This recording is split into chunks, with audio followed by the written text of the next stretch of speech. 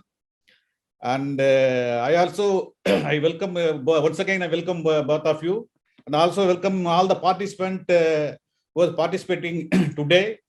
And I also welcome our education committee, Sri Mohan, chairman education committee, and Sri P.L. Chandrasekhar, co-chairman of education committee, who are doing a great job in conducting examinations. So members, you are all aware that we have already completed 3 G-Card exam training session. All the sessions are available in the YouTube channel. You can click CCBA and have all the details. Those who have not participated also, they can go and learn the material what has already been available in the YouTube CCBA channel. Today, since our Samir Ji known very well that he has already has an institution, namely JBS Academy, very much knows about our members and across the locations. So I thankful to him to organize this meeting today. With this, I conclude my speech, sir. Over to Samir Shah ji. Thank you so much, Shekhar sir. So let me start. At the outset, we need to thank the CCBA for arranging this webinar. I do not speak a lot of Tamil, so besides Vanakkam, I cannot say much. But Rama sir will conduct half the session, and I will conduct the half the session. While the association has been doing training programs, what Rama sir and I have been requested to help you with is how to do the preparations and what to do as far as the preparations are concerned. Those are the 2 things for which we have been asked to help you out. So at the outset, my congratulations to each of you. Congratulations because you have undertaken to give the exam, which in itself is a very big thing, and as well begun is well finished. So since you've begun well, I'm sure you will finish also very well. Best of luck to you with your preparations, and best of luck for the examination. And lastly, on behalf of Rama sir and myself, thank you. Thank you for giving us opportunity. Thank you for giving us opportunity to be able to do this session with you all. You know, whenever we get an opportunity to do a session like this, we ourselves learn a lot. So we are very happy that you all have given us an opportunity to teach you all something and share something with you. So thank you very much. We must understand that custom brokers in India handle more than 98% of custom clearances. Every day in India, Indian customs processes around 52,000 shipping bill and bill of entries, out of which 98% are handled by you and me. So we must remember that we play a very important role in India's economy, safety and security. And we should be very proud that we are doing this. You all are all very important people, and you must remember that you are responsible for all the export-import which happens in the country. So very simply, please don't take your job very lightly. Take your job very seriously. Take this examination also very seriously. And remember that the entire working is going to be based on knowledge. The working is not based on relationship. I know the superintendent, I know the appraiser, AC is a very friendly person, I will phone him, he will do my work. All that does not work. What works is your knowledge. What works is the way you know that custom clearance is happening in India. So as long as you recognize that this is an industry based on knowledge, you will never make a mistake in your entire career. Rama sir and myself believe in this principle very strongly, that it is knowledge alone which has seen us through these 40 years that we both have been working. Now, we all know that custom brokers in India have to be licensed. The Indian Customs Act of 1962, Section 146 tells us that custom brokers in India have to be licensed. What does 146 say? It first says that anybody wanting to do custom clearance has to have a license. And secondly, it says that the board will make regulations for under section 146.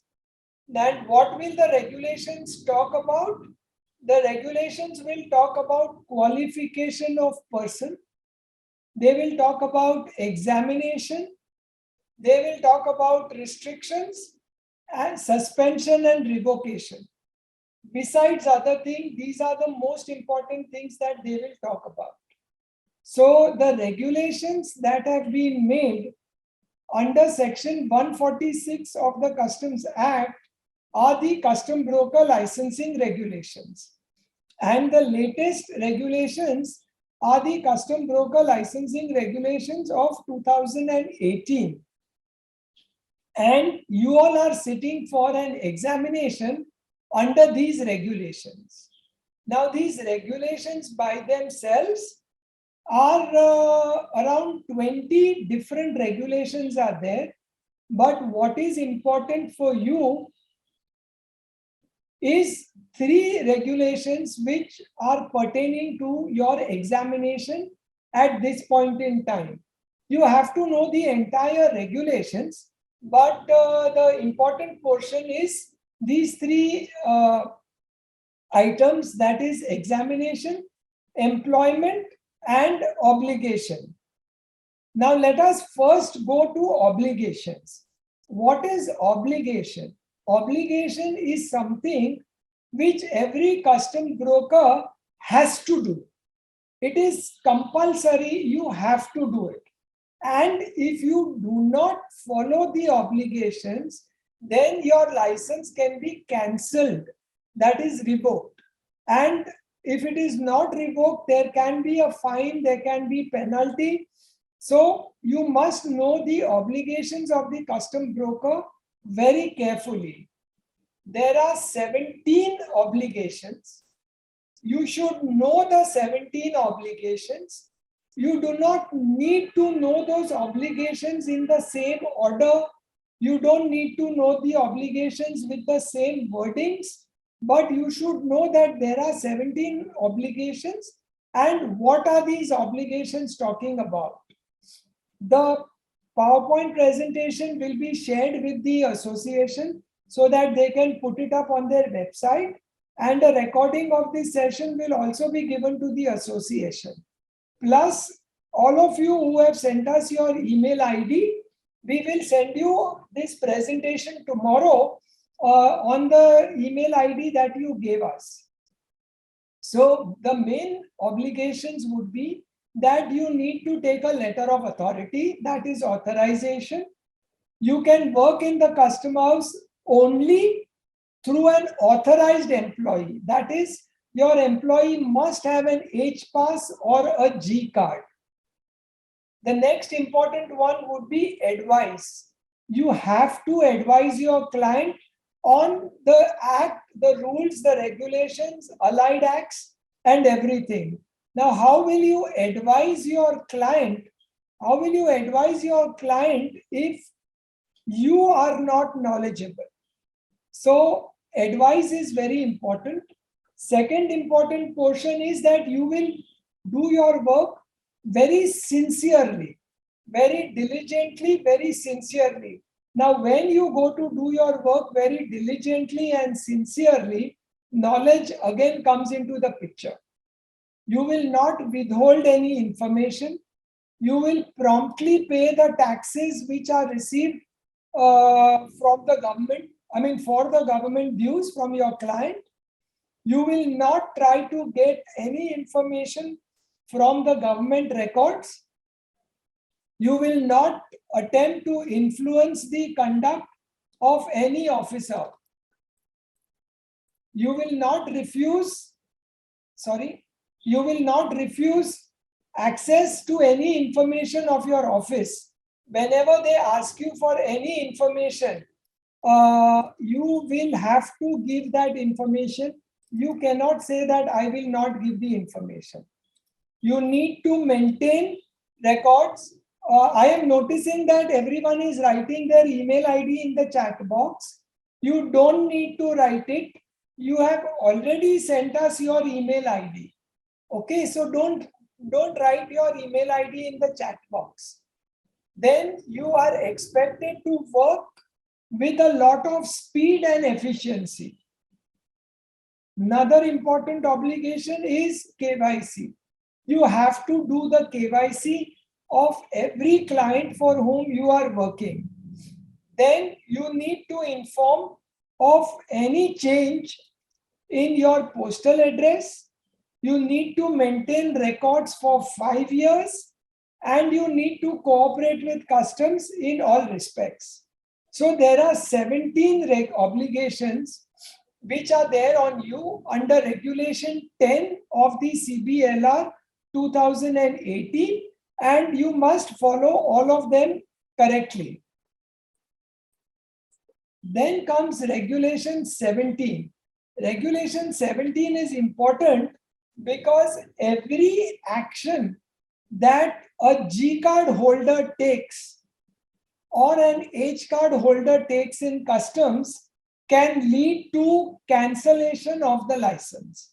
So if you make a mistake, your company's license can get cancelled. You do something wrong, you misbehave, your company's license can be cancelled. So you need to be very clear that the G card holder is also a very important person in Indian customs. So don't think of yourself that you are junior or you are young or small or anything. It also says that the G card holder can be put a penalty.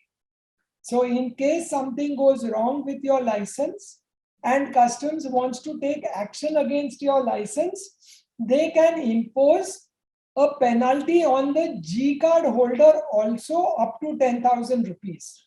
They can also cancel your G card. So please recognize that the G card is a very important place to be in. Then penalty will not be only under CBLR, but penalty can be imposed on you even under any other act of Indian customs. So you can be penalized under the Customs Act. You can be penalized under the Foreign Trade Policy. You can be penalized under any of the allied acts, that is the PGAs, participating government agencies. So it is not only 10,000 rupees, right? 10,000 rupees is the minimum punishment that you can get. Now comes employment. Who can be employed? Anybody who possesses an Aadhaar card, and who is 10 plus 2. I noticed that there are many ladies also in Chennai who are sitting for the examination, and I congratulate and compliment all the ladies who are sitting for the exam, because this industry needs lots of ladies to be working over here. So anybody, whether you are working in the office, you can sit for the exam. It is not that you have to be what is called a field staff, but you can be in the office also. You will get 4 attempts. You will get 4 attempts. So for any of you, this is the last attempt. Please understand that after 4 attempts, you cannot get a G card in this lifetime. And you will have to pass a written examination to be conducted locally. Local officer can even conduct an oral interview. I'm not sure what Chennai is going to do, but you can be even called for an interview. What I want you to understand, and this is very serious, that in New Delhi, around 1,200 people sat for the examination. 1,200 people sat for the examination in New Delhi, and only around 100 of them passed, less than 100 passed. Same thing happened in Bangalore, that the number of people who passed the exam was only 7 or 8%. So be very clear that you all are also some 750 who are appearing for the examination in Chennai, but the passing percentage is only 7 to 10%. Why is it 7 to 10%?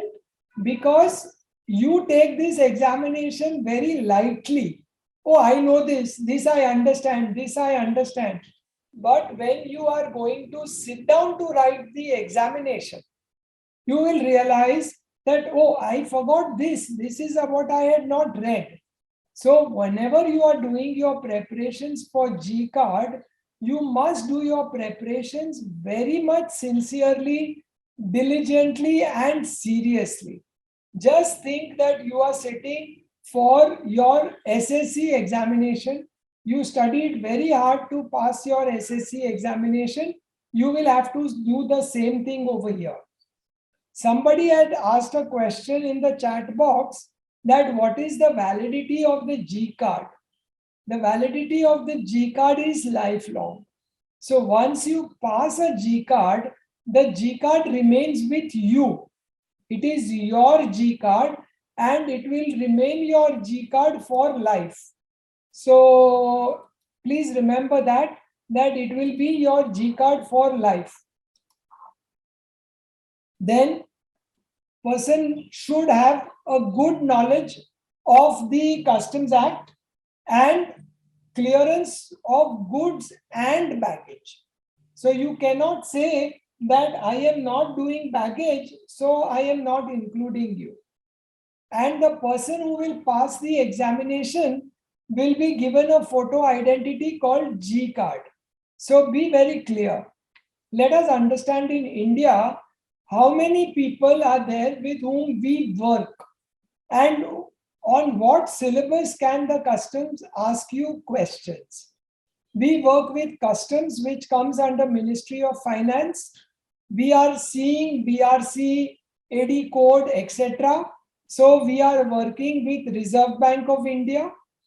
Then we are seeing restricted, prohibited, EPCG, advanced license, all of that we are seeing. So foreign trade policy, so DGFT, and then all the PGAs, FSSAI, plant and quarantine, phytosanitary, whatever, all the different PGAs which are there.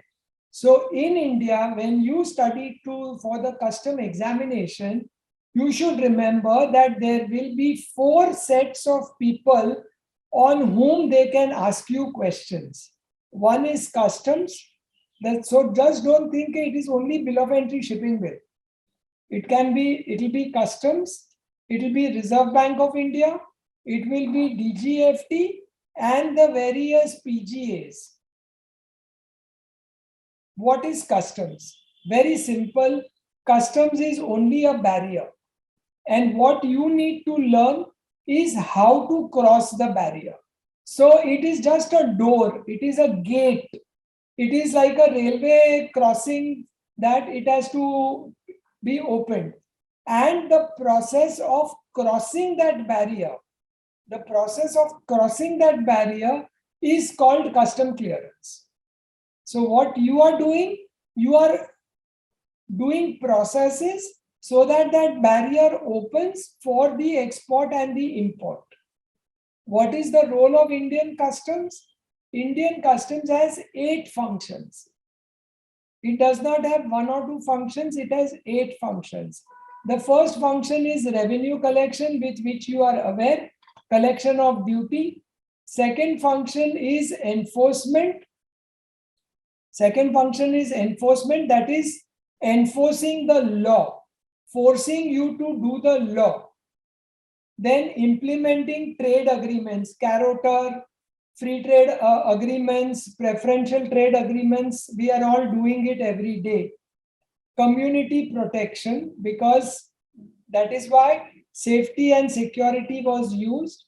Trade policy, Indian Customs participates in the foreign trade policy. Then Indian Customs undertakes audit, post-clearance audit. We are going to have premises-based post-clearance audit. Then statistics and national security and border protection. Somebody has asked a question whether the G-card examination in Chennai is having an oral interview. That question I cannot answer. Maybe Ramaya Kumar, when he speaks at the end, will be able to answer you whether it is going to be only a written paper or it is going to be a written paper and an oral interview. Now, you must also remember that G-card is also a qualifying criteria for F-card examination. So if you are a graduate and you are sitting for the G-card examination and you pass the G-card examination, after 2 years, you will be able to sit for the F-card examination. So it's a very important examination. It is important from the point of view of the work that you will do. It is important because of the interactions that you will do with Indian Customs and all.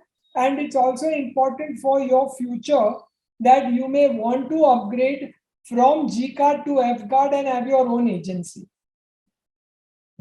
But the syllabus for F-card is very large. And I want to just show you what the syllabus is. It is preparation of bill of entry, IGM, EGM, classification, rate of duty, valuation, conversion of currency, documents required for clearance, the entire procedure, examination, prohibitions on import and export, bonding, re-import, free re-entry, drawback, export promotion schemes, offenses, allied acts, Prevention of Corruption Act, procedure for appeal and revision, online filing, and knowledge of regulation, rules, and notifications. G-card syllabus remains the same. The only difference between the G-card examination and the F-card examination is that in the G-card, they will not go very much deep into the individual sections. In the F-card, they will go very much deep into that, but your syllabus remains the same. So remember that it's a very big syllabus and you need to study it accordingly. They can also ask you questions on English, mathematics, and general knowledge. Even in the F-card, they ask questions in mathematics and general knowledge. That entire examination only is in English, so they do not ask questions on English. But in G-card, it is necessary that you know Tamil because you are sitting in Chennai, and you should just have a working knowledge of English. So Your syllabus is all of this plus English, mathematics, and general knowledge. What do you do in your preparations? Every time you pick up anything in India,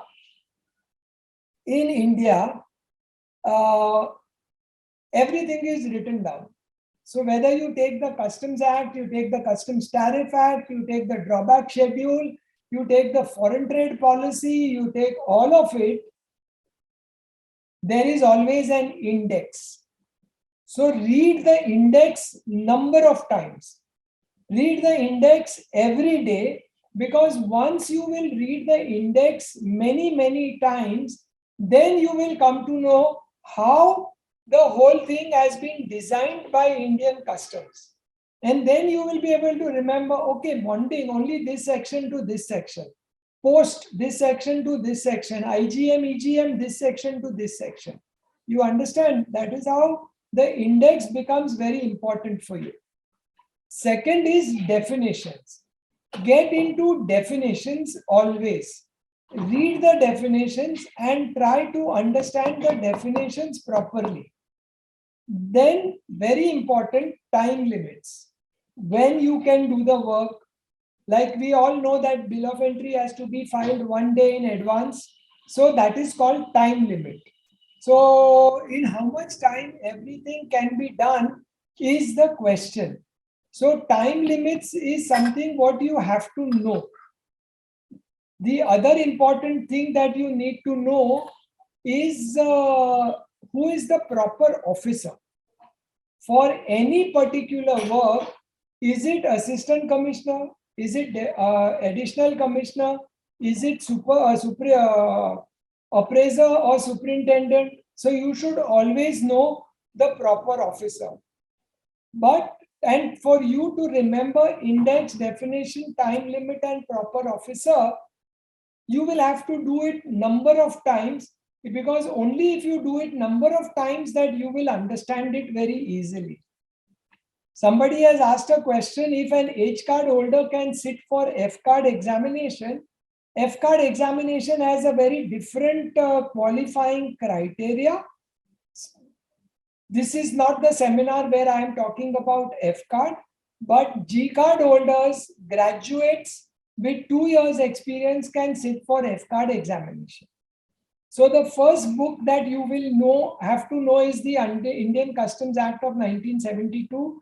This entire book, you should know the index very well. You should keep on reading the index and the definitions. You should know the Customs Tariff Act well. There again, read the index so that you know what are the different sections, what items go in which chapter. It will straight away come to you, oh, chemicals, it cannot be chapter 84. Or if it is chapter 84, yes, it will be machinery only. So if you keep on reading the index, the chapter headings and the sections will become very simple for you. Same thing with duty drawback. Same thing with the foreign trade policy. So this is something I wanted to introduce you to.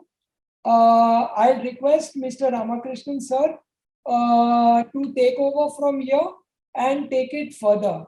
Rama sir, you just tell me next so that I can change the slides for you. Please unmute yourself.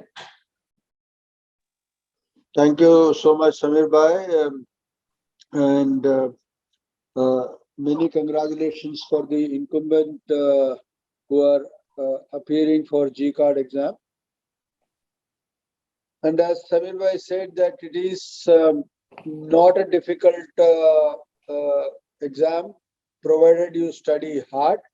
If you study hard, I'm sure in Chennai, the results will be much greater than 7 to 8% what we have been realizing. Now, what to study, how much to study, important tips you've been already been explained thoroughly. இதுல வந்து 3 கொடுத்திருக்கு, self assessment, premises based audit and faceless. Self அசஸ்மெண்ட்னா நீங்க வந்து section 17ல bill of entry, section 46ல bill of entry file பண்ற அந்த பண்ணும்போது செக்ஷன் 17 what are the என்னெல்லாம் அதுல வேணுமோ அது எவ்ரிதிங் அதுல நீங்க போட்டிருந்தீங்கன்னா அதுல சஞ்சித் பண்ணிருந்தேன் டாக்குமெண்ட்ஸ்ல கம்ப்ளீட்டா சஞ்சித் பண்ணிருந்தீங்கன்னா based on that அது வந்து கஸ்டம் ஆபீசர் வில் ஆர்எம்எஸ்ல வந்ததுன்னா it will be deemed as a self assessment and நீங்க என்னெல்லாம் டிக்ளேர் பண்றீங்களோ that is also deemed to be for the purpose of self assessment.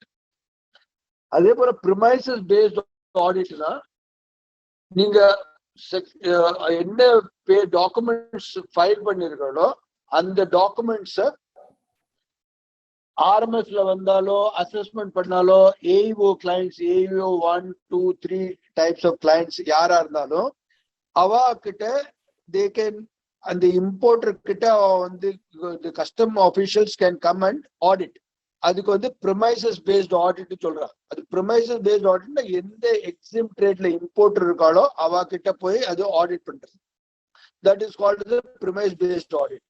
இதுல custom officers as a CHA உங்ககிட்ட வரலாம். அதனால எவ்வளவு டாக்குமெண்ட் கிளீனா வச்சுருக்கோ அது good for you. The third is faceless assessment.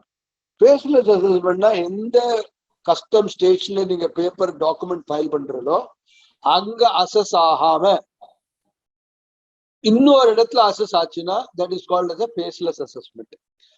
If there is any question on this, you can ask for it at a later time. Okay. Now go to the next slide, please. Types of customs duty. இப்போ வந்து the customs duty, how will you classify? Customs duty எப்படி நீங்க கண்டுபிடிப்பீங்க? Under the Customs Tariff Act, அதுல வந்து ரெண்டு schedule இருக்கு. Schedule 1 and Schedule 2. Schedule 1 is for imports, Schedule 2 is for the exports. So in the Schedule 1, what are the duties? Innala duties, basic customs duty. The basic customs duty, there can be two types of duties. One is a standard rate of duty. Second is a preferential rate of duty. இப்போ இந்த பேசிக் custom டியூட்டில ரெண்டு duty இருக்கும்போது standard rate of duty and preferential rate of டியூட்டினா அந்த preferential rate of duty has to be by backing of a notification. Okay, so that notification could be through a FTA agreement, that could be through the section 25 where they give a rebate on the customs duty, so that the certificate of origin rules also comes into a preferential rate of duty. So basically basic customs duty, additional customs duty, special additional customs duty, protective duty, safeguard duty and anti-dumping duty. In the last three, if you see, protective duty, safeguard duty and anti-dumping duty, or it is kind of a giving breather to the Indian entrepreneurs.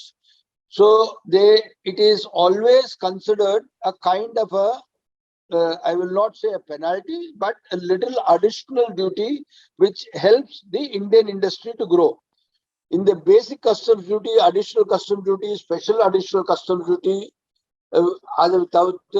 protective duty, safeguard duty and anti-dumping duty, இந்த மூணு இருக்க, இது வந்து Indian இண்டஸ்ட்ரிக்கு promote பண்றதுக்கோசரம் அது நம்ம Indian இண்டஸ்ட்ரியோட அதோட குறைச்சி யாரான வேர்ல்ட்ல வித்தானா அதுக்கு வந்து they put a anti-dumping duty, certain value மேல they will put a duty, or they can fix a duty on certain value of the goods.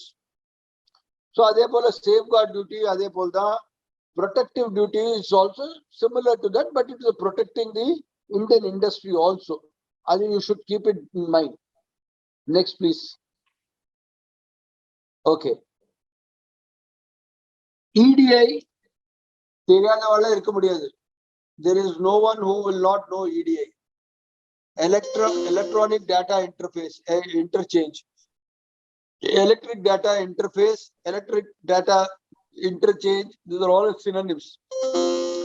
This is run by the CBEC. Now, this is normally what you see on the face of it. Next slide. What you normally see is ice gate, and the ice gate puller. There are two things. One is ICS. ICS are the people who make the software, and there is also SI. SI are the people who integrate IceGate, ICS. Everything gets integrated by SI. The notifications, PGAs, everything gets integrated by IceGate. ICS. So in the ICS, what are the functions the IceGate does? Obviously, it checks and verifies your checklist. Bill of entry port or shipping bill port the IceGate எல்லாத்தையும் check பண்றது, whether IEC correct-ஆ இருக்கா, PAN number correct-ஆ இருக்கா, AD code போட்டது வந்து correct-ஆ இருக்கா. That is, it goes on the back end. It does in a millisecond. All the details which are required to be verified is the PAN number, IEC, AD code, etc. are verified from the back end immediately. You will not even know it. In a millisecond, it is done. So therefore, IceGate not only collects it also is a gateway which integrates with the Reserve Bank of India and to the AD code banks, collects the duty and deposits the duty in the exchequer. When I say exchequer, when it deposits the duty, it is not only that duty is being deposited there. Every day by close of the night, it also reconciles.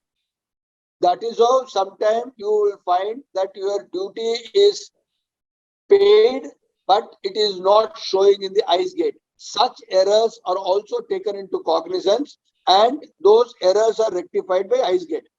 In the IceGate, duty collect பண்றதுக்கு மாத்திரம் இல்லாம அந்த duty collect பண்றது through Reserve Bank of India or through the AD code bank, அவா கிட்ட இருந்து எல்லா data எடுத்துட்டு கவர்மெண்ட் ரெபாசிட்டரி சிஸ்டம் இருக்கு. இது கவர்மெண்ட் ஆஃப் இந்தியால ஒரு ரெபாசிட்டரி சிஸ்டம். அந்த டியூட்டி அதுல போட்டுட்டு அந்த டியூட்டி அதுல போட்டதுக்கு அப்புறம் தே ஆல்சோ பிஃபோர் 12 o'clock 12 மணிக்கு முன்னாடி இது ரெக்கன்சைல் பண்ணிடுவாங்க. ஒவ்வொரு சமயம் உங்களுக்கு வந்து டியூட்டி நீங்க பே பண்ணியாச்சு, but it is not reflecting in ICEGATE. அந்த பேசிஸ்ல வந்து அந்த டியூட்டி ரெபாசிட்டரி போனதுக்கு அப்புறம் அது மேட்ச் ஆகாது.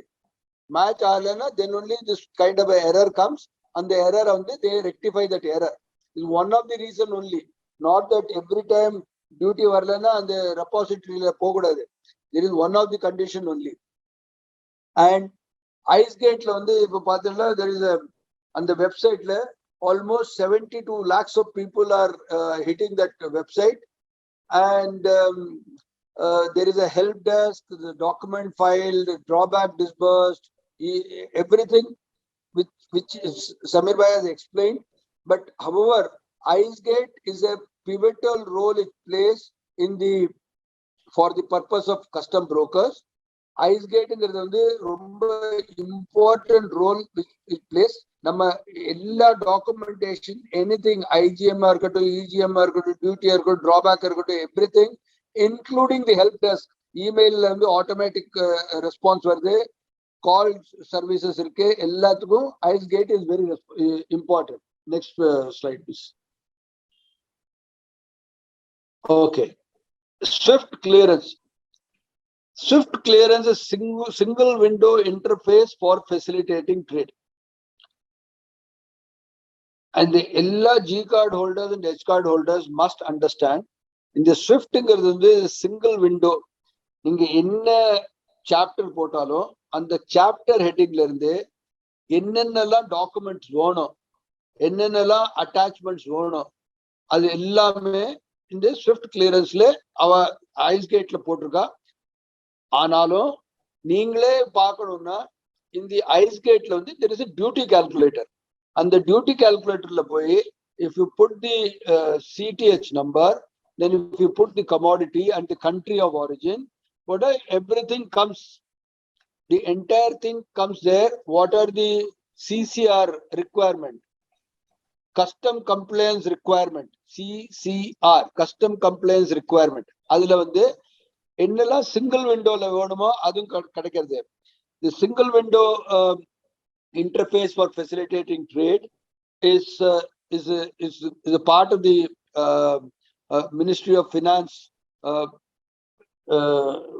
which has helped the entire people. What are the documents which are required to be posted there?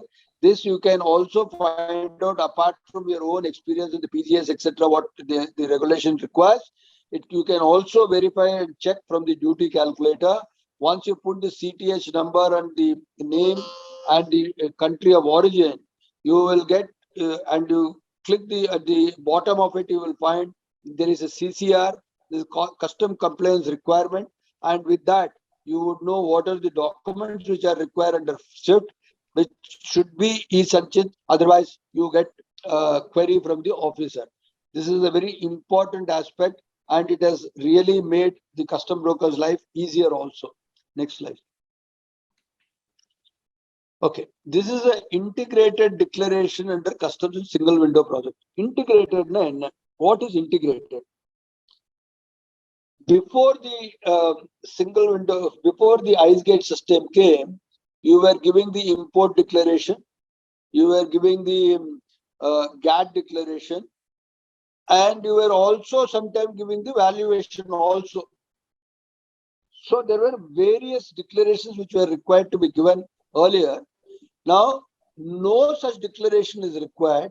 In the ICE gate itself, when you file the documents, you also declare in the last that the data what you have given is correct to the best of your knowledge, and you sign it, which means that you are taking the onerous of the responsibility of the importer, which they give it to you, and you declare accordingly. So instead of 9 separate documents which were earlier to be given, now it is replaced with one integrated declaration under customs single window project. In the single window project, there are 9 documents before ICE gate varumbodhu 9 documents in the GAT declaration, importers declaration, etc., etc. And 5 copy of the 4 copy paste panna, 5th copy is to be office copy. So now in the replace panni, it has become an integrated declaration under customs single window project. The single window project வந்ததுனால நம்மளுக்கு நிறைய சௌரியமும் இருக்கு. At the same time, நம்மளோட responsibility has also increased. The single window project is, though it has facilitated us, it has also given immense responsibility on the custom broker to file the document properly. Next slide, please. Okay. What is a participating government agency? Samir sir, what is a participating government agency? FSSI, drug controller, textile committee. I think it is now 48 PGS participating government agencies. That means the participating government agencies are those which are required to be cleared as per the CTH requirement. The CTH order requirement as yaar participating textile, it has to go to textile committee. If if it drugs or cosmetics, it has to go to ADC. If it is any if you have any agriculture produce or any of the item where there is an agriculture produce is there, then it has to go to plant and quarantine. There are 48 PGS, 47 or 48, I'm not too sure. 48, I think. 48 PGS are there. All those PGS are related to CTH wise. That is how when I told in the previous slide, if you go to the CCR requirement, if you go to the ICE gate website and go to the duty calculator, put the CTH number and the product and the country of origin, you will get the entire CCR custom compliance requirement. So it is a very important thing. If you are asked the question about the PGA, you should be able to answer it.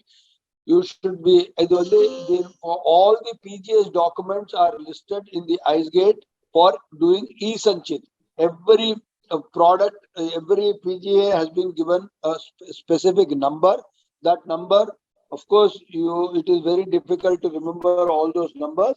But for plant and quarantine, FSSA, ADC, a textile committee, like this, there are 5 major PGAs which covers 90% of the product.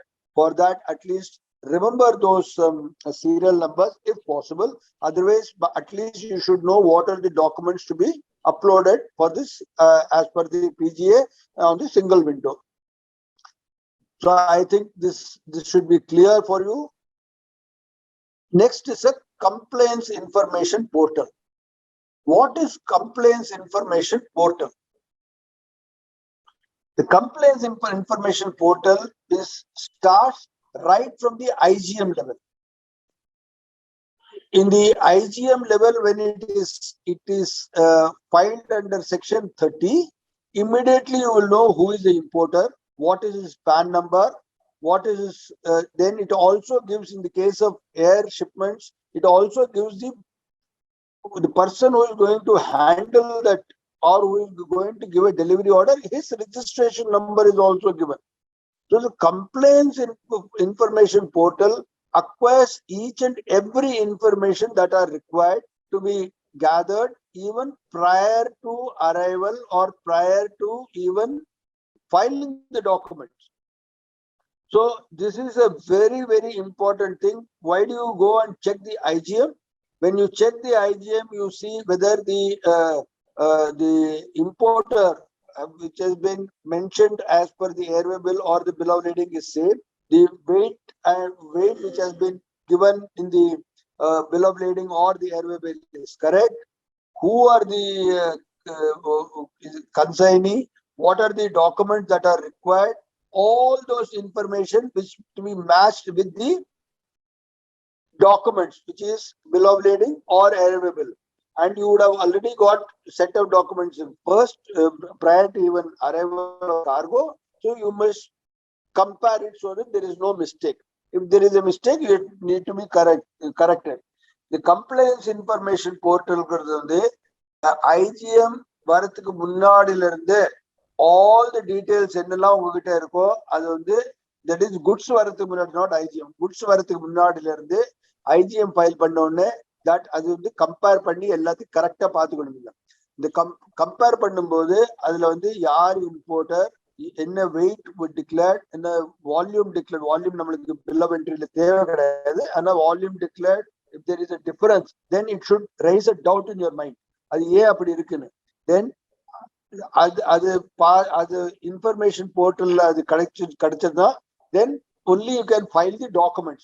EGM enter பண்றதுக்கு முன்னாடி you can file the advance bill of entry, fine. But at the advance bill of entry and the custom complaints information portal எதனா difference இருந்ததுன்னா then you have to go for an amendment. If as a custom broker, if there is we can also file the bill of entry in advance. If there is a difference in the IGM data and what you have as a custom broker, after filing the advance bill of entry, we go for amendments.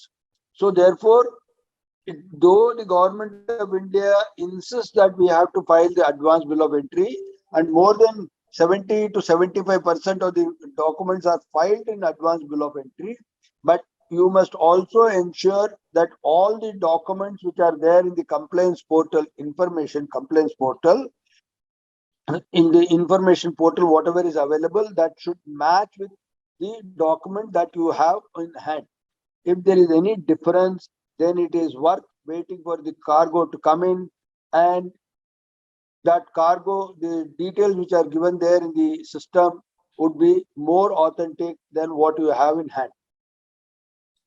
So again, in others also, you would be same thing as I told you about the PGA and other things. If you do not put those data, then it will not get cleared, then it will be subject to query. Okay, risk management system. What is a risk management system?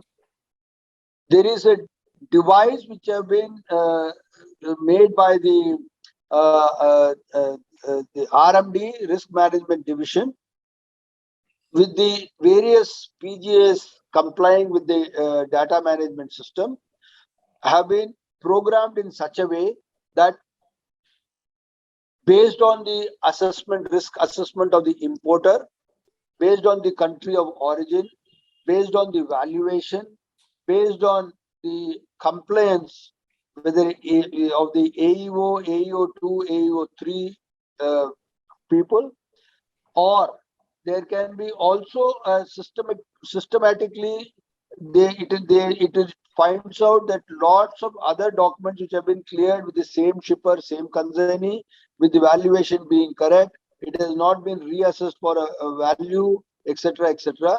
There is a system by which the risk management system evolved a programming which gives the risk perspective of the imports. It can go to RMS, or it can raise an alert for examination, 100% examination.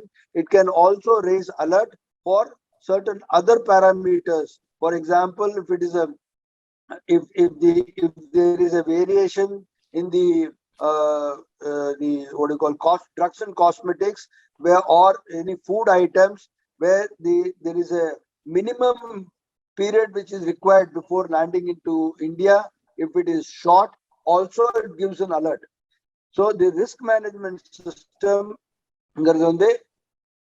Ministry of Finance and RMD division or division and the division or based on the risk in the country irundhu varudhu, enna value la varudhu, yaar importer, enna product varudhu, adula idu pola various nariya parameter ella eduthu or risk management analysis ku they have made a program, and the program prakaram any document, for example the drugs, foods or any other item edile expiry date irukko adile minimum expiry period varudhukku munnadi evlo minimum shelf life irukudunu irukku, and illana that also RMD department gives an alert.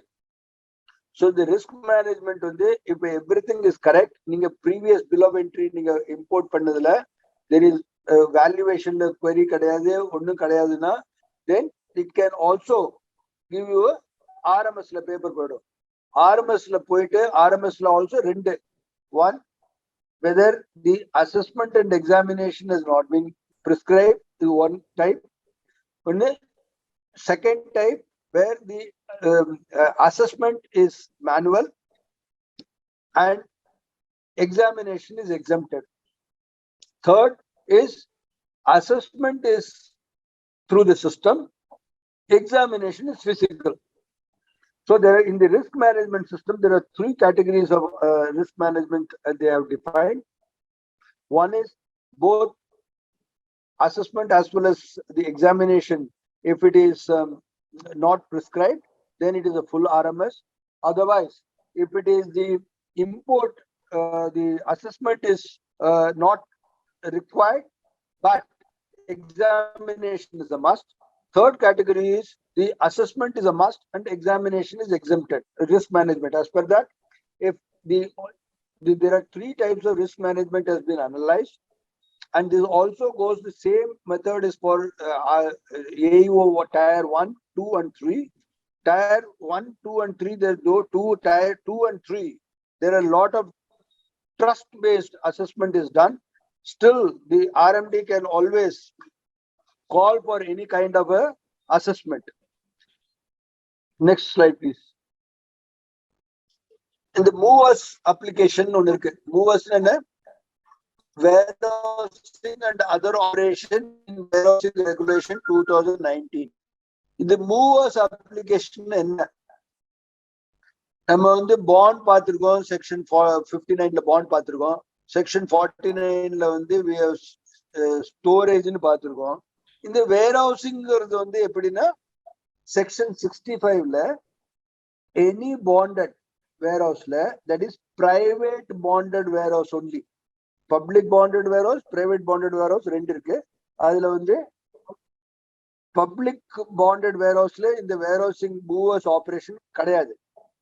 இது வந்து section 65 it is allowed only in the private bonded warehouse.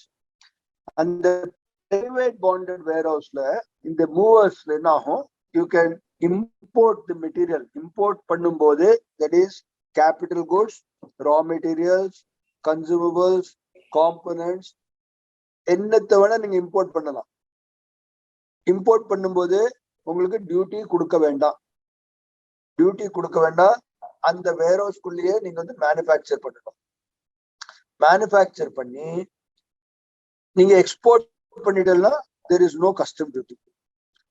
Manufacture பண்ணி லோக்கல்ல வித்தானா then customs duty on the imported productல customs duty கொடுக்கணும். எது லோக்கல்ல வித்துருக்காலோ அதுல வந்து GST invoice கொடுத்து அந்த GST பே பண்ணணும். சோ இந்த மூவர்ஸ் அப்ளிகேஷன் என்னெல்லாம் பண்ணும்? இந்த மூவர்ஸ் அப்ளிகேஷன்ல ஈவன் கேபிட்டல் குட்ஸ் வந்தா கூட அதுல கூட டியூட்டி கொடுக்க வேண்டாம். பட் என்னைக்கு அந்த கேபிட்டல் குட்ஸ் டீபாண்ட் பண்றோ அது எக்ஸ்போர்ட் பண்ணிட்டா டியூட்டி கிடையாது. திருப்பி டொமஸ்டிக் செக்டருக்கு எடுத்துட்டு போனா அதுல டியூட்டி உண்டு. அண்ட் என்ன டியூட்டி உண்டு? when you had imported, எப்போ நீங்க இம்போர்ட் பண்ணாலோ அன்னைக்கு என்ன டியூட்டியோ அந்த டியூட்டியை கொடுக்கணும். So under movers under section 65, under the movers manufacture and other operation in warehouse regulation 2019, where you can import capital goods, consumables, components and other raw material for manufacturing of a product. And for that manufacturing of a product, you would not be paying any customs duty which comes into the mover's warehouse. The mover's warehouse is allowed only for private bonded warehouse. It is not allowed for a public bonded warehouse. This is one clause which you should always remember. Mover's license under section 65 is applicable only for private bonded warehouse.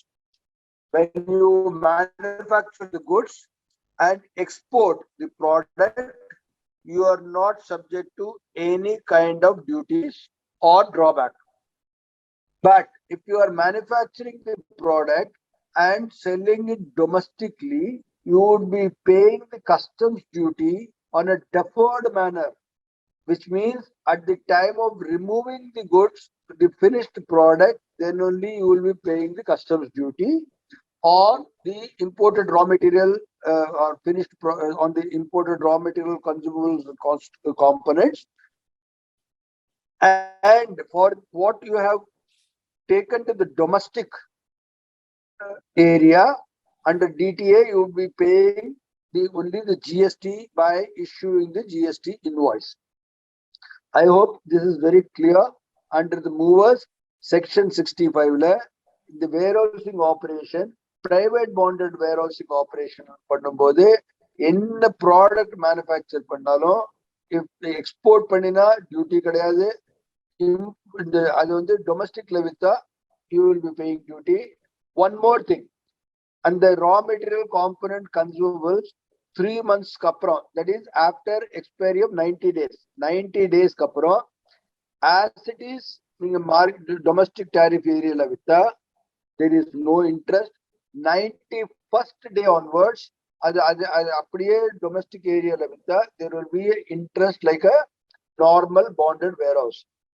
If any circumstances arises that the component consumables and other raw material which are imported for movers application or warehousing manufacturing application, if it is sold in the domestic tariff area within 90 days, there would be no interest like section 59 bonded goods. From the 91st day onwards, there will be an interest component like any other bonded goods when it is sold as it is without any further processing into a DTA area. Next slide, please. Okay. What is the HSN? HSN, BTN, CTH, the classification in the Customs Tariff Act. BTN internationally, WCO, everybody talks about the BTN. Locally, this is HSN, or we talk about Customs Tariff Head, chapter heading.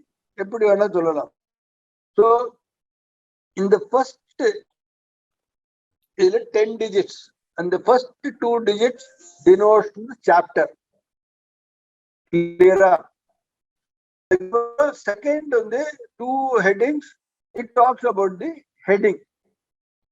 Then the third 2 is subheading, and 4th is a regional tariff.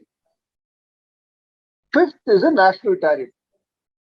So in the HSN, BTN or CTH, whatever name you call it as, it has got 10-digit tariff. In 10-digit tariff, the first 2 digit.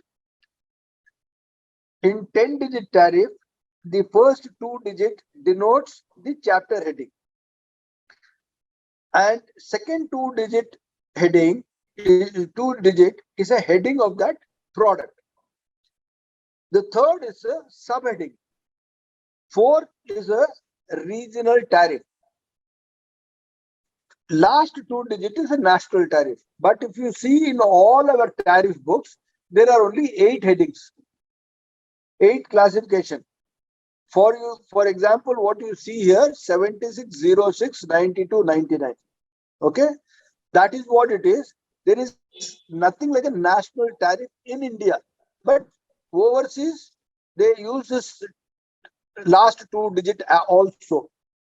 You would also realize in major bills of shipping, the invoices comes from overseas, which has got a 10-digit tariff. So it is a country specific, the last 2 digit. So when we are seeing number tariff the 8 digits are, and the last 2 digit on the India but import document CTH invoice adila 10 digit irukkalam. In the last 2 digit and the country national tariff, but nammalukku the 8 digit the main. Okay, I hope this is clear. Next slide, please. Okay. Valuation. Can you quickly put valuation in what section it is? 30 seconds. Okay. I'm in Tamil to put it in the chat box. In the chat box, valuation. Correct. A sir, to everyone, section 14. Where are you? Okay. Section 14 is valuation. Okay. Section 14, Jag Ganesh, section 14. In the chapter, whether IGM it should relate to section 30. Okay. Valuation 14. Dutiable goods 12. You should be able to relate the sections. And the relate pannada, exam is easier. That is how Samir Shah and the headings on there, it becomes easier for you to know in a section, in a chapter. Okay. So, importantly, import valuation rules or export valuation rules comes under section 14. I was just telling you in Tamil that those who are not understanding, I suppose 100% of the people in this group understand Tamil. For good order's sake, whenever you read anything, if it talks about valuation, even a query on valuation, you should be able to relate to the section which is section 14. If you say a duty concession, then by a notification, you should relate to section 25. On the custom tariff goods, if there is a value which is given for certain items, then you must always know it is under section 14. For example, brass scrap, gold, silver, palm oil, etc. This all comes under section 14. So you should be able to relate each and every chapter with the chapter heading, the act. So that is how Samir sir has said that you please read the heading again and again, 5, 6 times, 10 times, 20 times you read, you will know what under what chapter, what section, what heading comes in. The import tariff valuation rules 2017 and export valuation rules 2007 denotes the valuation which is the correct valuation which is for the imports or exports. When I say imports or export valuation, a certain amount of value is supposed to be on the determined value which is called as the transaction value.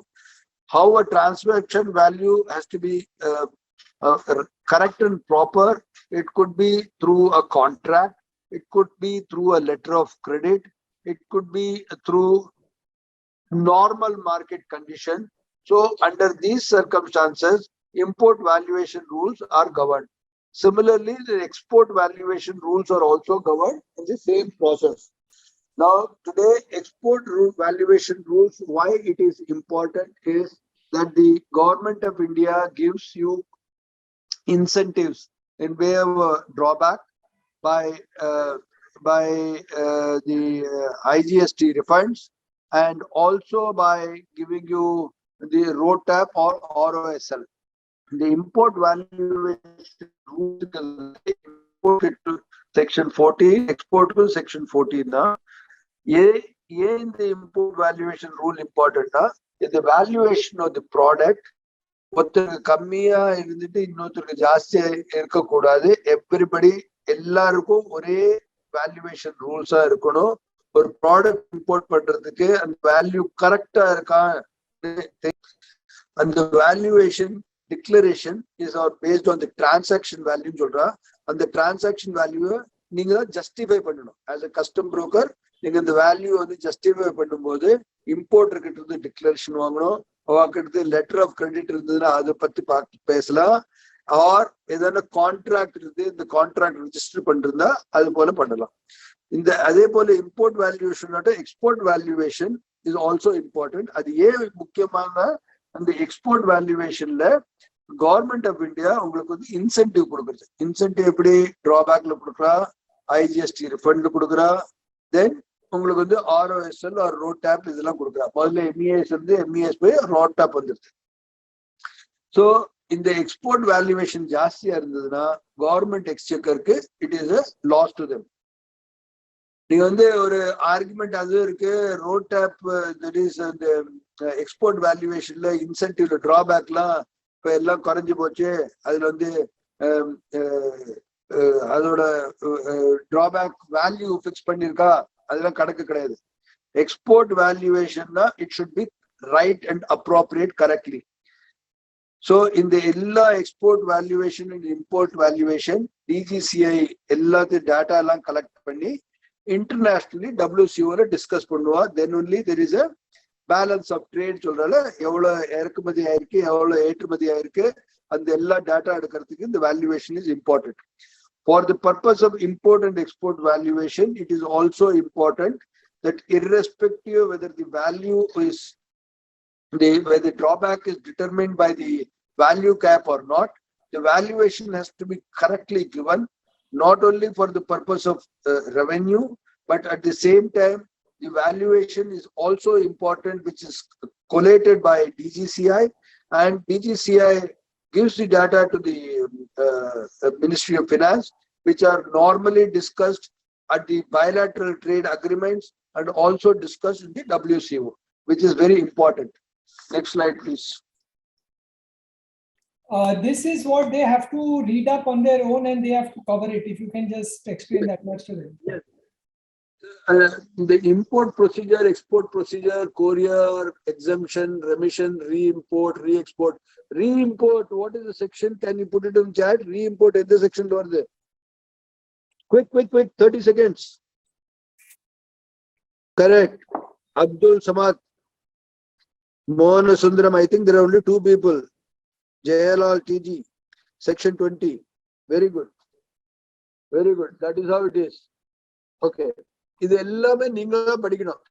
But importantly, in the exemptions, 50/2017, to the exemption certificates, Coratoral NA exemption, that is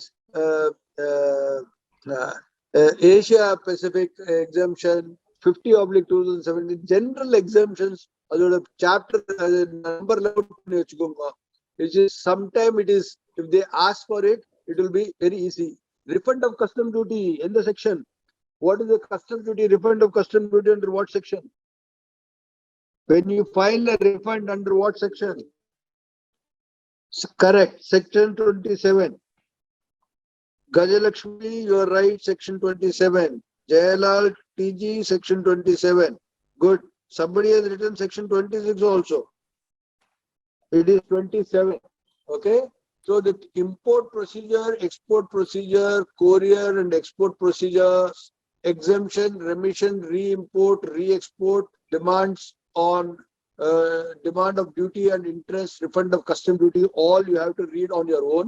But certain exemptions which are country specific, please keep that noted on your diary, so that you, at the time somebody asks for it, a general exemption, what it is, they will be, you should be able to relate to that. For Asia Pacific region, what is the thing which has come, you should be able to quote.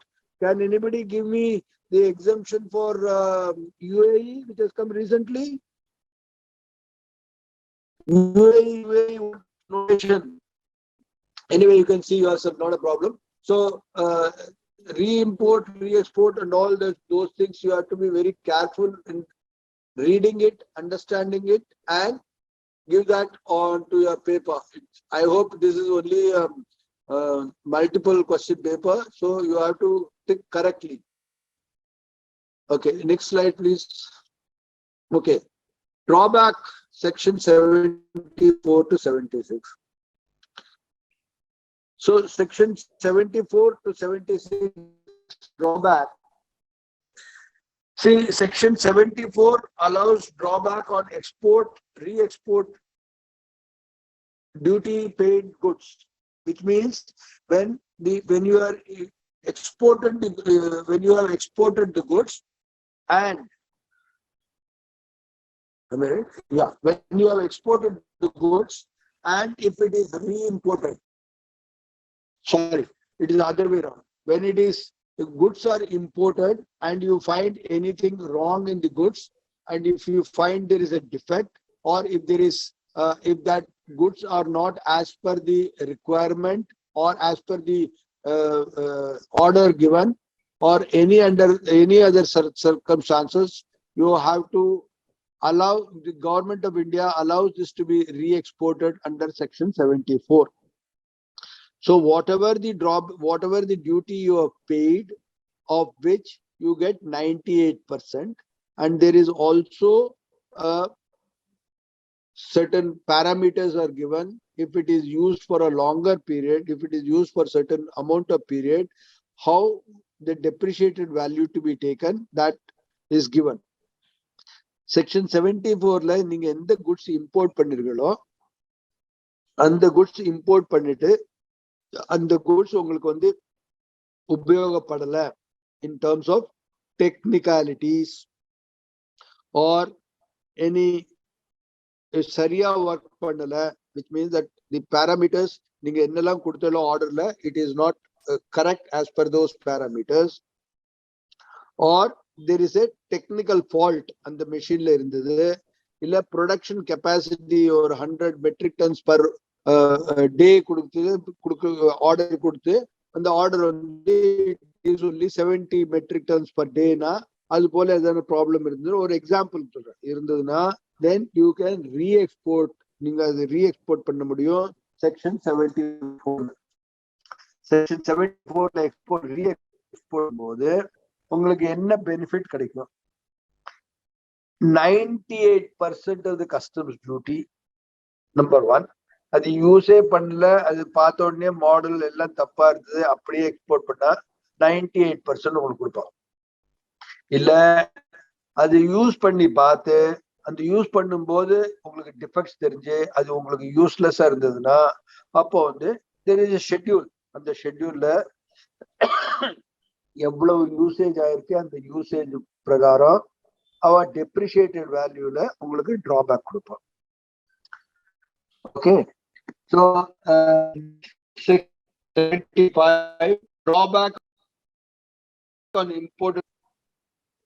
Drawback first consumable components ஏதாவது imported material இருந்ததுன்னா அதுல duty incidence எவ்வளவு இருக்கோ அந்த duty incidence ஒரு percentage நீங்க use பண்ணும்போது ஒரு பர்சன்டேஜ் கால்குலேட் பண்ணி அதுல வந்து ஒரு டிராபேக்னு கொடுக்குறாங்க. இப்போ ரெண்டு இண்டஸ்ட்ரி, சேம் இண்டஸ்ட்ரி, ஒரு பாலிமர் இண்டஸ்ட்ரி, இந்த பாலிமர் இண்டஸ்ட்ரியில இம்போர்ட் பண்ணது கிரானியூல்ஸ் இம்போர்ட் பண்ணது. ஒரு பாலிமர் இண்டஸ்ட்ரிக்கு வந்து ஒரு certain percentage of all industry rate கொடுத்துருவாங்க. இந்த ஆல் இண்டஸ்ட்ரி ரேட் கொடுக்கும்போது இன்னொரு polymer industry says my all industry rate is not going to work, எனக்கு ஆல் இண்டஸ்ட்ரி ரேட் ஒர்க் பண்ண முடியாது, ஏன்னா my consumption and my output is much greater than generic industry. அப்படி இருந்ததுன்னா அதுல வந்து ஸ்பெஷல் ரேட் பிக்சேஷன் பண்ணலாம். அதுக்கு ஒரு ப்ரொவிஷன் இருக்கு. அது you have to go to the drawback. ஒரு அப்ளிகேஷனுக்கு டிபிகே 1, 2, 3 ஃபார்ம்லாம் ஃபில்அப் பண்ணி அதுக்கு பிக்சேஷன் பண்ணலாம். ஸோ செக்ஷன் 75 வந்து யூ எந்த ரா மெட்டீரியல் காம்பனன்ட் கன்சூமபிள் எவ்வளவு இருக்கோ அதுக்கு வந்து ஒரு ஜெனரிக் ரேட் கொடுத்துருக்க which is called all India rate. அந்த ஆல் இந்தியா ரேட் இல்லாம ஏதாவது ஸ்பெஷல் ரேட்டா இருந்ததுன்னா அது டிராபேக் பிக்சேஷன் கொடுக்கலாம். Under section 75, the imported raw material consumable components or which are imported and used for the manufacture of a product, the government of India has given you all industry rate. The all India industry rate is a generic rate, which is, or you can say it's an average rate, which is they according to their stats, according to the government of India Ministry of Finance statistics, that is the rate on which they will be giving the drawback. However, if the industry, specific industry or in a particular company feels that the rate which has been given under the all India rate is less, they can file under schedule drawback 1, 2 and 3 form to the drawback section, which goes to the Ministry of Finance drawback industry, the cell. There they will be filing the whatever the data which has been given, backed with all the technical detail and write-ups and everything. If it is, they find that there is the drawbacks are less for that specific industry or that particular company, then they can fix the drawback rate for this. And there is a provision and regulation of drawback in certain cases under section 76. You need to read on your own. Enforcement powers of the custom officers, that is under Customs Act, repeal and revision, is all these sections. Unless until you go through on your own, penalties are a big section, appeal and revision is big section. Prohibition is another section which you must read. It is interlinked. 11, 110, 114, 117, 128. These are the chapters which are related to powers of custom officers, penalties under Customs Act and appeals and revision. Next please. What are the custom clearance? The home consumption, warehousing and exporting are the 3 kinds of bills of entry which you are doing.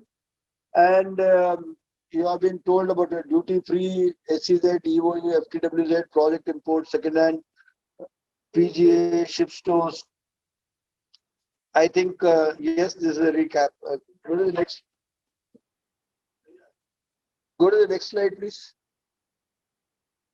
Sir, these are just given to them so that they know how large the syllabus is and how the syllabus gets interconnected to each other.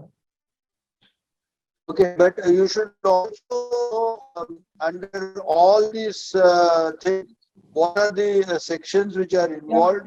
What are the rules of certificate origin? 1 minute, sir, 1 minute. How Then you take them, sir, you take them directly here. Your model that a bill of entry is so many sections, a shipping bill is so many sections, and the relevant important sections are so and so. This entire presentation will be shared with them tomorrow. So then they can do the revision in that manner. Okay. இப்போ ஒரு bill of entry எடுத்துட்டோம்னா எவ்வளவு section அதுல இருக்கலாம். Right from section 2, that is section 2 is your definition.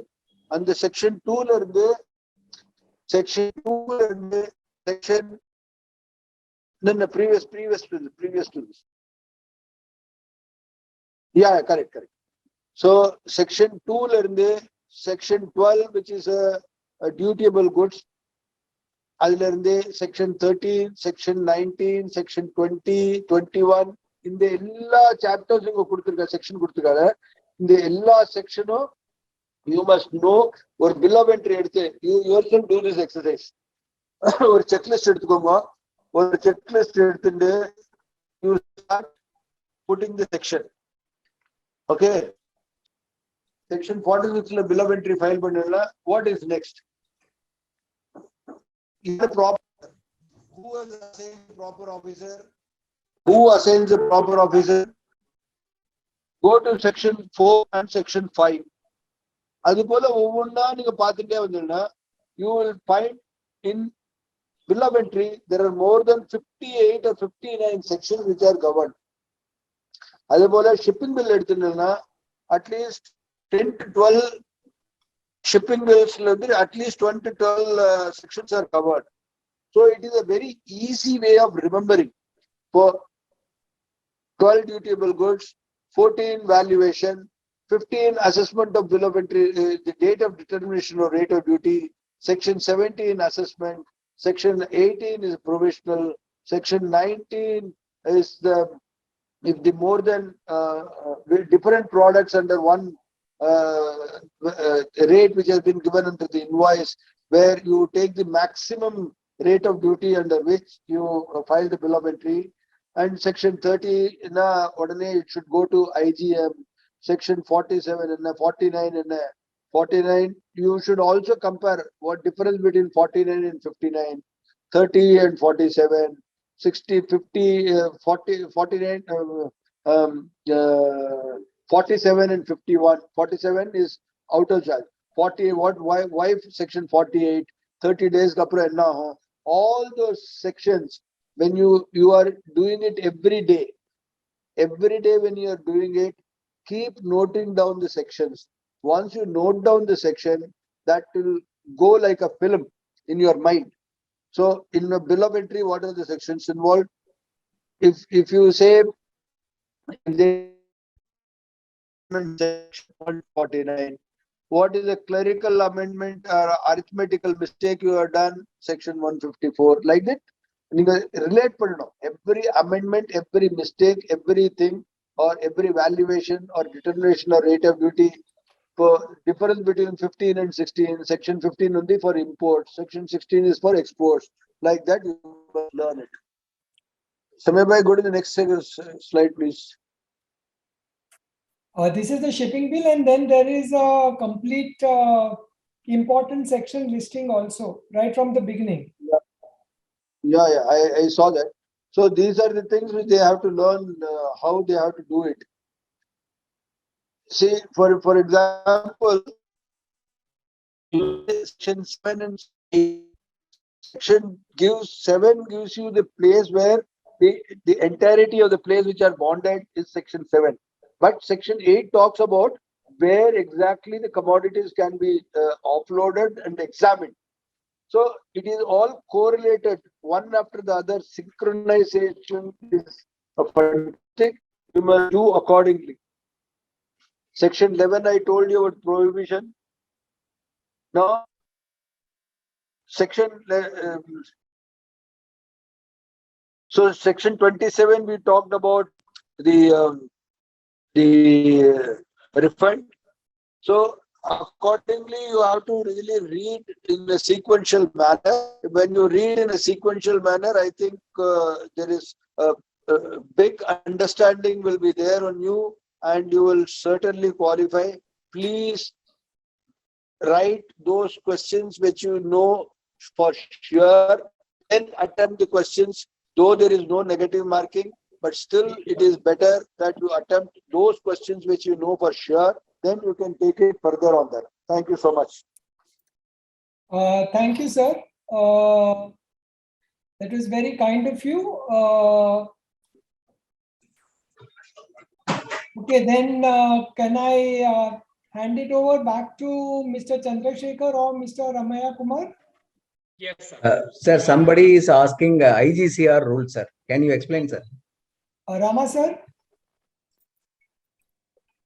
ICR rules is for the manufacturers who want to avail a concessional rate of duty for the raw material and components what they are importing. That is primarily has to be registered with the local commissionerate now. Earlier it was to be registered with the, during the excise time it was the excise commissionerate, after the GST jurisdictional commissionerate. Now for the sake of quickness in clearing the goods and registration, the ICE gate has come out. When I'm saying ICE gate, please learn it as a DG system. DG system has come out with a process by which you can file the IGCR documents with the bond and bank guarantee online, and which is approved by the bank guarantee and bond are approved manually by the concerned officer, and then it is e-Sanchit. IGCR rules are meant only for manufacturers and for a duty concession to be availed.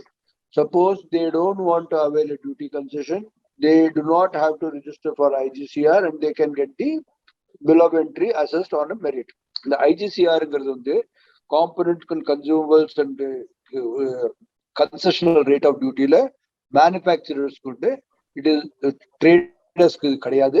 The manufacturer முதல்ல excise இருக்கும்போது excise register பண்ணிருந்தா, அதுக்கப்புறம் GST register பண்ணிருந்தா, அதுல bond and bank guarantee jurisdictionate GST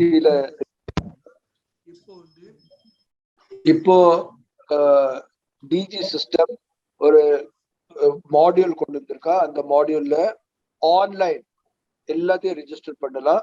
only bond and bank guarantee மேனுவலா accept பண்ணதுக்கு அப்புறம் அதை இ-சஞ்சித்ல நீங்க அப்லோட் பண்ணி வச்சிருந்தா அது then it is eligible for IGCR benefit. அந்த எப்படி லைசன்ஸ்ல டெபிட் பண்ணுவாலோ அதே போல IGCR bond automatically gets debited. Thank you, sir. Rama, sir, pilfered goods in Tamil, section 13, pilfered goods. Pilfered goods. First and foremost, pilfered na enna? Pilfered na ஒரு திருட்டு போறது இல்ல உங்களுக்கு அந்த குட்ஸ் உங்களுக்கு உபயோகப்படல, யாரான அது ஃபோர்க்லிஃப்ட் காரை அடிச்சுட்டா இல்ல டெஸ்ட்ராய் அது போல இருந்ததுன்னா தட் இஸ் கால்ட் பில்ஃபர்ட் குட்ஸ். அதுல அவுட் ஆஃப் சார்ஜ் ஆறதுக்கு முன்னாடி உங்களுக்கு தெரிஞ்சதுன்னா கஸ்டம் ஆபீசர் கிட்ட போய் ஒரு அப்ளிகேஷன் கொடுத்து அதை ரீஅசஸ் பண்ணி எவ்வளவு குட்ஸ் வேல்யூ பில்ஃபர் ஆயிருக்கோ, எது திருட்டு போச்சோ அந்த திருட்டு போனதுக்கு கஸ்டம்ஸ் டியூட்டி நீங்க பே பண்ண வேண்டாம். Government of India custom duty pay பண்றது கஸ்டோடியன் யாரோ அவ பே பண்ணுவாங்க. Thank you, sir. The PPT will be explained. And Rama sir, one quick question on if you can explain what is unjust enrichment. Unjust enrichment. Yeah. எல்லாத்துக்கும் unjust enrichment என்ன மீனிங்னு தெரிஞ்சுக்கணும். What is unjust enrichment? You should know the meaning first. That is the credit what you cannot take and should not take. If you have taken, that is the unjust enrichment. உங்களுக்கு எது credit வாங்க கூடாதோ இந்த credit உங்களுக்கு eligible இல்லையோ அந்த credit நீங்க எடுத்துட்டீங்கன்னா unjust enrichment. How it is unjust enrichment? இப்போ வந்து இப்போ ஸ்பெஷல் வேல்யூவேஷன் பிரான்ச்ல உங்களுக்கு வந்து 1% டியூட்டி நீங்க கொடுக்குறது, அந்த டியூட்டியை நீங்க வந்து கிரெடிட் எடுத்துட்டு வச்சுக்கோ, or you are passed on to the next customer. That is unjust enrichment. That means you have already collected that funds from selling that SUV at 100 value plus profit, that you have collected from the customer, and you are claiming a refund from the government also. That is called as the unjust enrichment. Am I clear? Kumar, clear? Yes, sir. Yeah, nalla irundhathu. So I have to say something. For it is there is a wonderful session for your Samir boy and Ramana. It is very good, really very very useful for our member staff. I really thanks to on behalf of CCBA, our associate in Chennai. It is very useful one. Immediately you are giving the opportunity and is attending the class and explain to each and every sections. I note down, particularly for the bill of entry, which section is it travel. It is very wonderful. It is very very wonderful. And also Samir Bhai says of the export, that is also wonderful. If everything is covered, please say few words about the fine and penalty. It is very important role of customs station in the customs acts, Ramana. So fine and penalty has got a wide range. Fine and penalty ங்கிறது வந்து ஒரு பெரிய ஒரு சமுத்திரமாட்டம். அது எதுக்கு fine penalty போடுவா என்ன தெரியாது. அதனால அந்த எந்த செக்ஷனை வந்து டீவியேட் பண்ணினாலும் there is final penalty. அந்த ஃபைன் அண்ட் பெனால்டி எதுக்கு போடுறா? One, and the fine and penalty is deviation of custom act ஒன்று சொன்னேன். ரெண்டாவது வந்து ஒரு டாக்குமெண்ட் வந்து சப்ரஸ் பண்ணா, அது சப்ரஸ்னா டாக்குமெண்ட் உங்க கையில இருக்கு, அதுல இசஞ்சித் பண்ணல, அதனால ஒரு வேல்யூவேஷன்ல ஒரு ப்ராப்ளம் வருது. இல்லைன்னா அந்த டாக்குமெண்ட்டை திருட்டுத்தனமா தன்கிட்டயே வச்சுண்டு அது அப்புறம் இன்வெஸ்டிகேஷன்ல தெரிஞ்சதுன்னா அதுக்கும் ஃபைன் அண்ட் பெனால்டி உண்டு. அண்ட் இப்போ மிஸ்டிக்ளரேஷன், ஒரு 50 பீஸ் வந்து அது இம்போர்ட் பண்ணது பை மிஸ்டேக், நீங்க 5 பீஸ் போட்டிருக்கலாம் 50க்கு பதிலா. வேல்யூ கரெக்டா இருக்கு, பட் 5 பீஸ் போட்டிருக்க. That is a mistake. That is, there is also fine and penalties are there for that also. So the final penalty is the large section 110, 114, 115, 117 எதுக்கெல்லாம் போலாம்.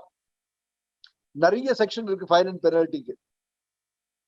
But as a custom broker நம்ம கிட்ட என்ன document இருக்கோ அதை ப்ராப்பரா இசஞ்சித் பண்ணி அது டிக்ளேர் பண்ணிட்டா we will not be subject to fine and penalties. That is what I am expecting from you, which is our member have to understand, the member staff have to understand when they are going to write the examination. Before that, they must know, because he is also responsible person of the trade. That is what I request now. Is done a very good explanation. Thank you so much. Thank you, Samir Bhai ji and Ramana. Namaste. Nandri. Thank you very much. Anyway, I will close the webinar now. Thank you so much, and all the very best to all the participants from Rama sir, myself, and all the senior custom brokers in India. We want all of you to do well, because you all are the future of the custom clearing business in India. All the very best.